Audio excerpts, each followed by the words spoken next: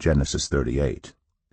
At that time Judah left his brothers and went down to stay with a man of Adullam named Hira. There Judah met the daughter of a Canaanite man named Shua. He married her and made love to her. She became pregnant and gave birth to a son, who was named Er. She conceived again and gave birth to a son and named him Onan. She gave birth to still another son and named him Shelah. It was at Kezib that she gave birth to him. Judah got a wife for Er, his firstborn, and her name was Tamar. But Er, Judah's firstborn, was wicked in the Lord's sight, so the Lord put him to death. Then Judah said to Onan, "Sleep with your brother's wife, and fulfill your duty to her as a brother-in-law to raise up offspring for your brother." But Onan knew that the child would not be his, so whenever he slept with his brother's wife, he spilled his semen on the ground to keep from providing offspring for his brother. What he did was wicked in the Lord's sight, so the Lord put him to death also. Judah then said to his daughter-in-law Tamar, "Live as a widow in your father's household until my son Shelah grows up." For he thought, "He may die too, just like his brothers." So Tamar went to live in her father's household. After a long time Judah's wife, the daughter of Shua, died.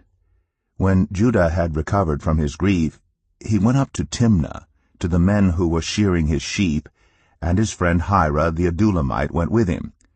When Tamar was told, "Your father-in-law is on his way to Timnah to shear his sheep," she took off her widow's clothes, covered herself with a veil to disguise herself, and then sat down at the entrance to Enaim, which is on the road to Timnah. For she saw that though Shelah had now grown up, she had not been given to him as his wife. When Judah saw her, he thought she was a prostitute, for she had covered her face. Not realizing that she was his daughter-in-law, he went over to her by the roadside and said, "Come now, let me sleep with you." "And what will you give me to sleep with you?" she asked. "I'll send you a young goat from my flock," he said.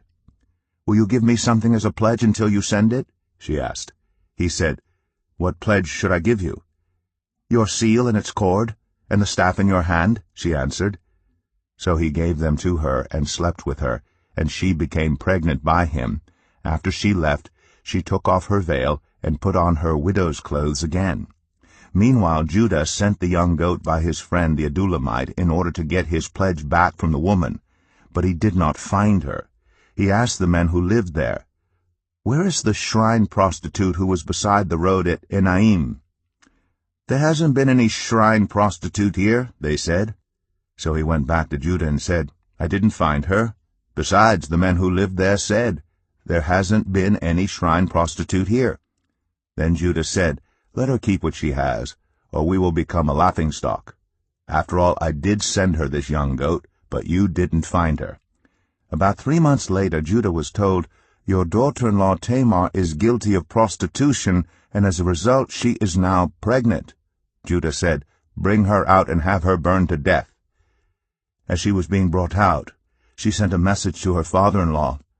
"I am pregnant by the man who owns these," she said, and she added, "See if you recognize whose seal and cord and staff these are."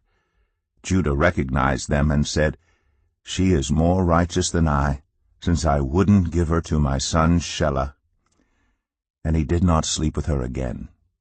When the time came for her to give birth, there were twin boys in her womb. As she was giving birth, one of them put out his hand, so the midwife took a scarlet thread and tied it on his wrist and said, "This one came out first."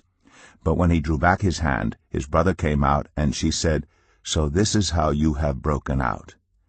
And he was named Perez. Then his brother, who had the scarlet thread on his wrist, came out, and he was named Zerah.